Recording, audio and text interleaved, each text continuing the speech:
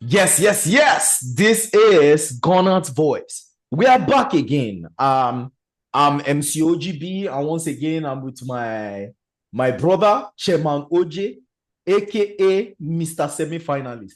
Please say hi to your people. Yeah. Hello, friends and enemies, and all combined. I Ah, get you all.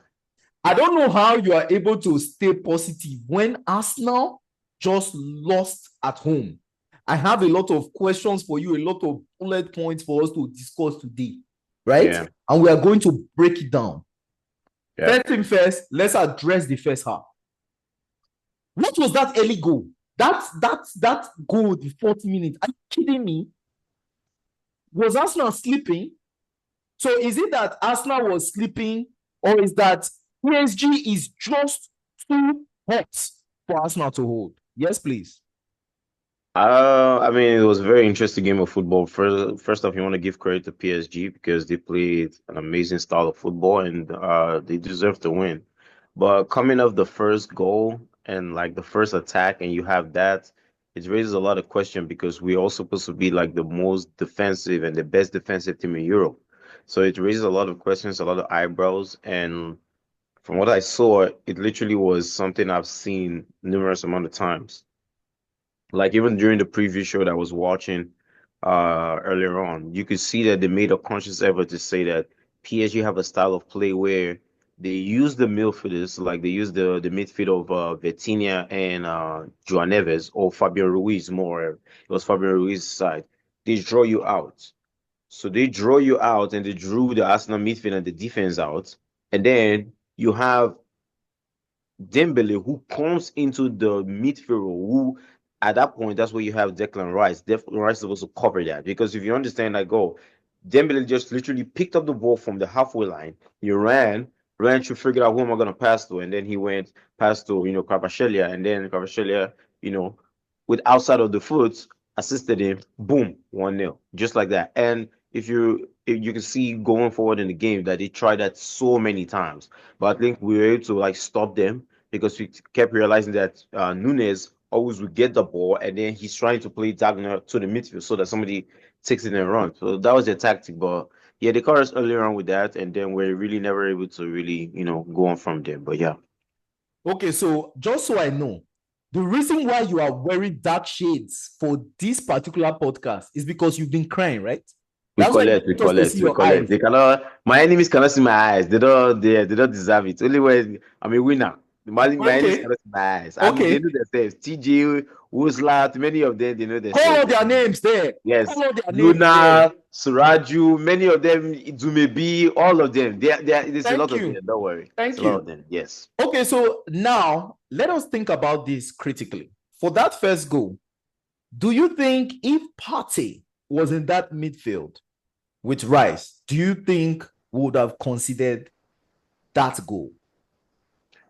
I don't think so, and I felt like it would have been a little bit more competitive because from what I've been seeing earlier on in the Champions League and what I have conversations with people who watch League One, and that midfield of that PSG have is more efficient than our midfield because you could clearly see like they have people think that the defensive midfielder is Vitinha, but it's actually João Neves. And you can see that the penalty claim that we had, and also see Saka's shot. Like you can see that he's there before you even want to take the shot. So you're kicking him. So literally, that midfield really just held us down. And even if we had Partey, which I hope by next, the second leg, we'll probably have him back on the pitch and everything. I feel like the dynamic of the gameplay would have been different because he's the only person that is press resistant. So it would have given Declan Rice the ability to go back and forth, back and forth, back and forth. And I feel like the competition would have been more stiff.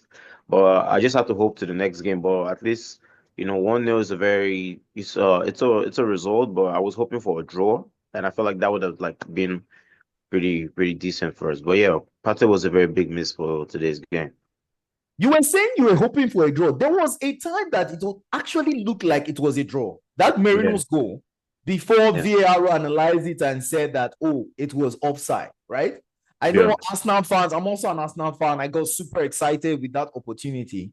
yeah. But I feel as Gunners fans, we shouldn't sugarcoat things, right?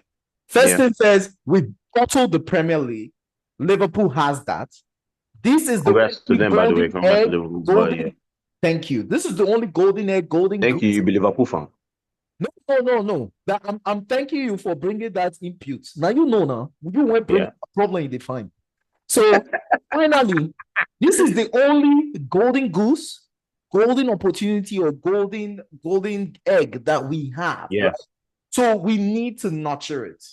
The next thing that I have to say, which is totally annoying, it's affecting my blood, is Martinelli was useless.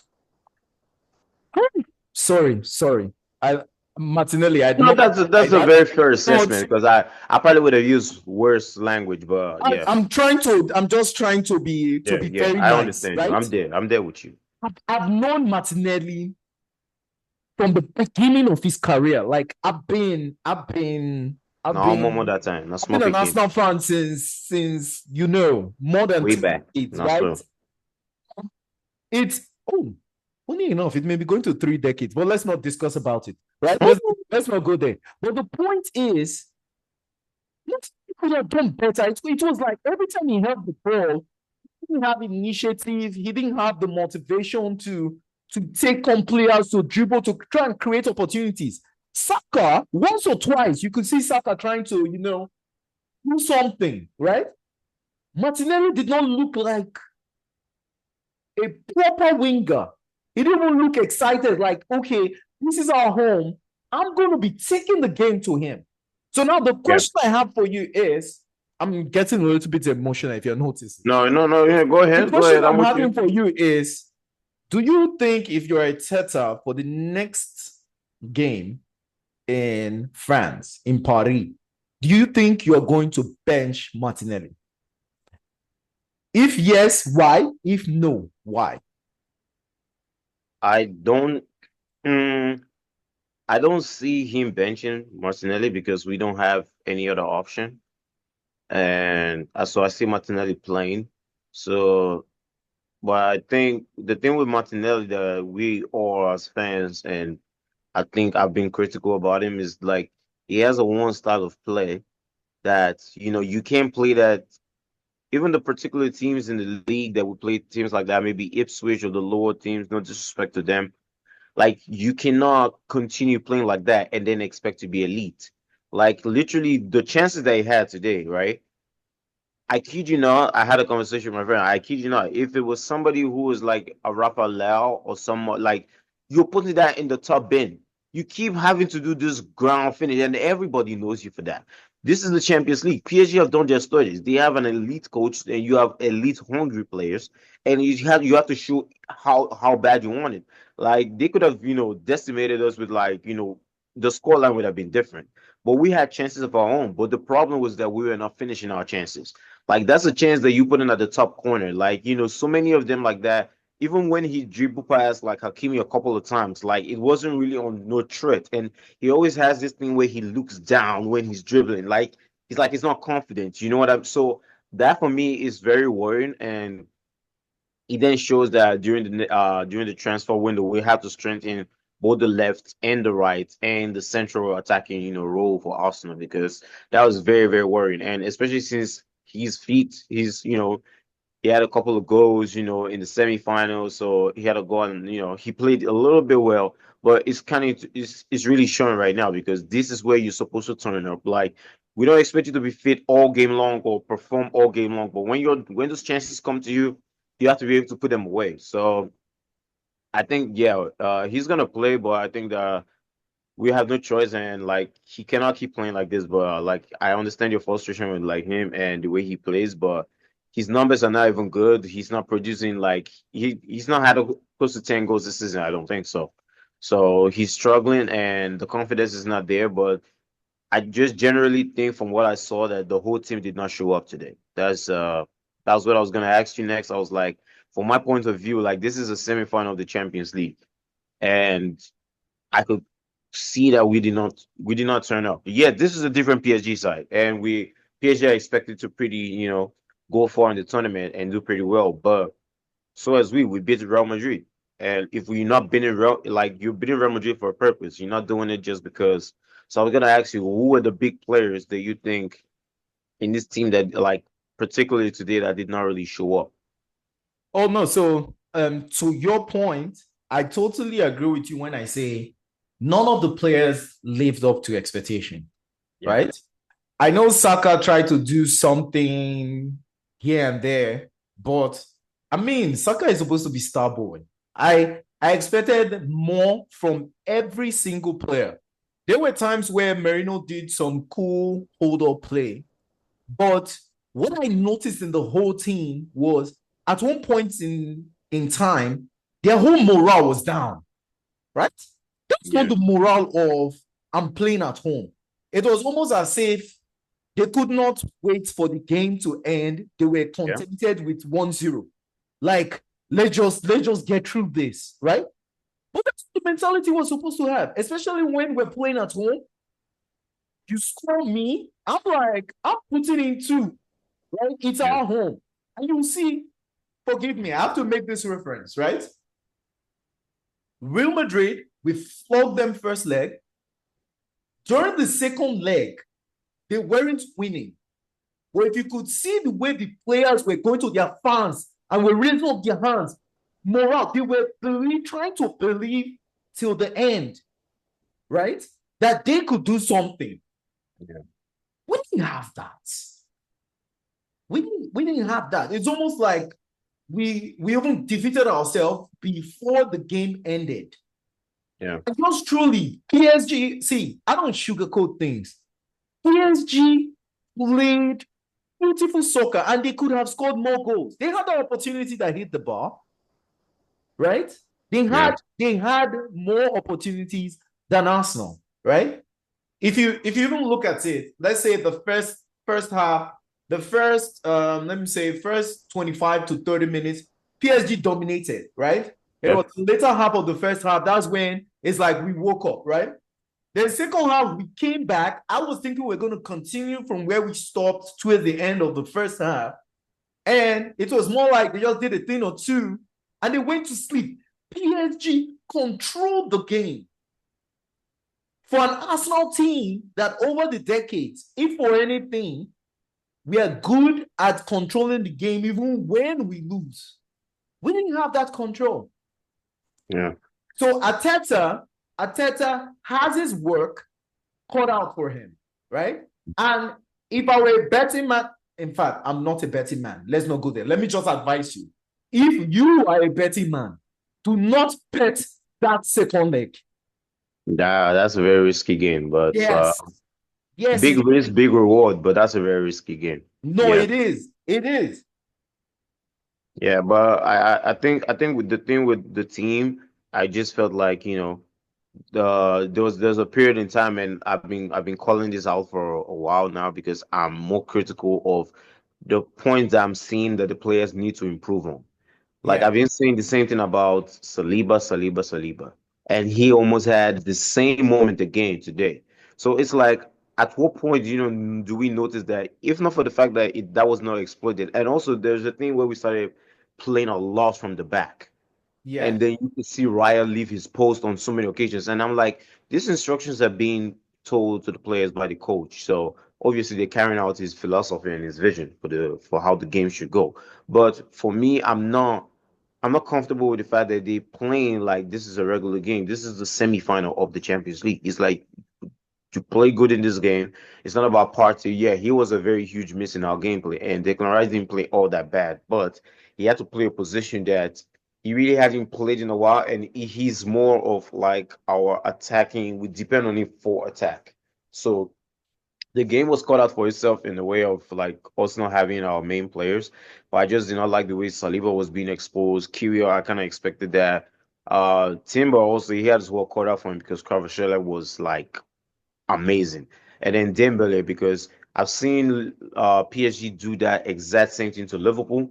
I've seen them do it, and then they did it to us. And just like I was saying, just before I was watching, the preview of the Champions League of how they did it exactly to Liverpool, where Dembele drops into the middle and he picks the ball because you cannot attack him because he's an attack-minded player and he drives with the ball. which is similar to what like Henry did against Liverpool how many years ago. He picked the ball from midfield, and the next thing is like, okay, you're thinking, okay, he's gonna pass, and then he's moving. So we Yes. were literally bamboozled today, and but we had a good game. It was a tough game. Miles Skelly was pretty decent, but I was really impressed by him because compared to Timber was really like when we say it a lick sweet. Timber was Well, really something else. Like they sweet. really Tom open Tom. like that Lollipop. wing was. They had to change Ben White. Lollipop. They should have put Ben White a bit earlier. But also the player that I feel like I am getting over with, and I can understand the injuries and the philosophy, but the thing that gets me irritated with our manager is this ego thing of a player could be terrible, but you still want to play him till he gets better. And Martin Odegaard has been our like since he came back from injury. I understand that you have to play him, but maybe it's a contract situation or whatever. He is the worst player we have on the team. Like we could literally play 10 versus 11, and you will notice we're playing 10 versus 11 because what he does with the ball, he gets the ball, he's passing it back to you. He's like, there is no attack, there's no structure behind the way. Like I didn't see that last season and the season before that. So I feel like maybe his confidence is not all that built, but he can't keep playing. The moment you can see that the moment Wanyeri came on in that little time, he's like, trying to create. It's like that's what you need. So I don't understand why our coach is not seeing this.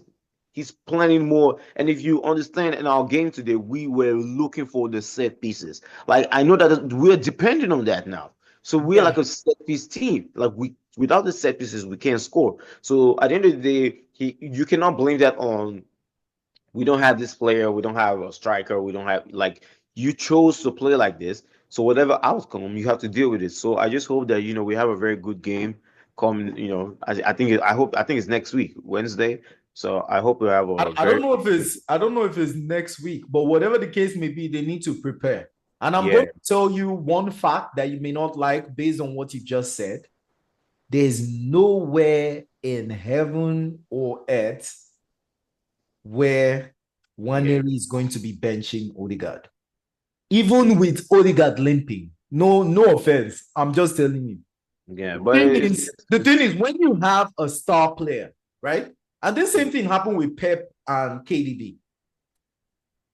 Considering the fact that KDB has been a consistent midfielder, has been delivering the deliverables. Something happened where he got injured. Then when he came back, he was slow, right? But the truth is, Pep had already been missing him. So Pep decided that, oh, he was going to be putting him in. But the yeah truth is, we all know he has not hit his previous form, or he has not hit the form that made him KDB. And that's why you are seeing right now that they didn't want to renew his contract because he said, oh, the reason why he's leaving, they didn't want to renew his contract. If not, he will still love to stay. But they are saying that, okay, he's like a finished product, right? yeah So I noticed that ever since Odegaard came back from injury, it may be like PTSD from injury. There's the part of you that now becomes scared when playing. You're not too attacking, you're not too daring. The Odegaard I remembered, right? When he takes the ball and he turns, he starts doing creative things. yeah. He's the Like most creative player that Arsenal has, right? But right now, he's a shadow of himself. yeah, it's a I big can tell shadow, you, and the games are yes, becoming bigger. yeah, The games that we're playing are like of a very huge magnitude that he has to perform. So I'm saying, all I'm saying is that I understand that it's a more. I feel like it's more of a contract thing, and also he's the captain, but yes. he needs to. I probably am one of the Arsenal first ones to say this, but I think he should be dropped from the captaincy because I want that's extra pressure on him, and he's not. He has shown that he can now lead us. No disrespect to Who him, do you he's a think? fantastic player. Like he can produce for us without that pressure of being the captain. That's what I'm saying. He I can do agree, more but who for do us. you think should take it over? I mean, when he comes back from injury, I think Gabriel deserves that. This is his team because he has Okay. definitely shown us that. And I've, Bros Abraham also you could see this thing. What you that one you because that Saliba this now I told you about this thing, you return say, oh, what do you have against Saliba? What do you have against Saliba? I don't have anything against him. I'm just saying that he does not know like the way he plays, like he's not confident. Obviously, he has to play with Kyril, and we are trying different we've been trying a lot of partnerships for our defenders, like since the injuries and all that. But this guy is not playing good he needs to rest. He might be defensively, like my friend put it perfectly into words, like defensively, Saliba is good. But that passing of the ball that Ateta trying to have him do, he's not confident at doing that. Truth is, Saliba is tired. So See, when you don't have substitute, this happens, right? Even good players after a long time, they start to become like a shadow of themselves, right? It's rare for you to see players. There are some players that they can play every single game, every single league, and they will still be 100%, right? But the way I see it is Saliba is tired. And when Abraham was speaking, he wasn't talking about Saliba messing up against Crystal Palace or Saliba messing up against Real Madrid. He's taking into consideration not just this year, but all the years that Saliba has been consistently good, right? So that's the angle that he's coming from, that he's saying we can't just down a player when he makes 2 to 3 mistakes. Meanwhile, we forget all the games that he had been a superstar for us, right? So I guess that's the point. But now I'm thinking of this from a broader perspective, right? If Arsenal were to win Champions League, this is what would have happened, right? There are several soccer groups that Arsenal fans have already promised they're going to eat jollof rice for the next 1 month, right? So at the end of the day, if they don't deliver, right, Arsenal fans will save their money now. That's what it's going to. We don't save them. You don't understand? Because they didn't leak our ear. They didn't leak our ear. It was a very good game, but I also want to give credit to I feel like both of the goalkeepers were very exceptional, but I think this season, like I have not really paid more attention to like the goalkeeping aspect of the game in total because you're focused on that. Maybe I'm more focused on like midfield, the defense, but you see the goalkeeper here and they making saves. But I think Donnarumma has been ridiculous this season. No, like that guy is a beast. completely No, that guy is a beast. ridiculous A this beast. season. Like No. even apart from the fact that you give it to Kvaratskhelia or Dembele or the midfield of the team and the defense, we don't even mention the defense because we only mention like the left back and the right back because they always attacking. But I'm just saying that Donnarumma is ridiculous. Like before the game, like the set pieces he's coming out. The saves today, the one with Trossard, the one with Martinelli as well. Like he even had one with Saka as well. He's playing extremely, extremely well. Like a goalkeeper that actually wants to win it. Like before, people have called him out and said he's not confident, but I'm just giving big ups to him and just saying that our team needs to do better and be able to test him if we really want to go to this final and really want to achieve something. But PSG are really. Yeah. PSG is a solid team and solid game. They came out with an outstanding performance. And take note, remember, this is away from home, man. Away from home. Yeah. And they've performed. I mean, the worst part about it is like our record at home is bad. Our record away from home is decent and it's like good. But the thing is that we're going to Paris. Like we are going to the Parc de France. I'm telling you, man. This is not an easy game. And those fans are not joking. So they don't play. They don't play. Okay, so we're going to be looking forward to the second leg of Arsenal versus PSG. Remember to join our podcast, Gunners. Yes. Where we break it all down. Thank you, Chairman OJ, aka Mr. Anytime. for being here. And once again, I'm MC OGB. Take care of you. Have a good one.